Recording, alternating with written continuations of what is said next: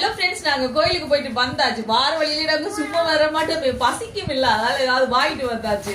வாயெல்லாம் நமண்டு அதனாலதான் இப்ப நாங்க கேரவன் ஃப்ரெஷ்ஷுக்கு மாறிட்டோம். வேண்டாம், அங்க கொஞ்சம் நல்லா இருக்கு ஃப்ரெண்ட்ஸ், தெரியுமா?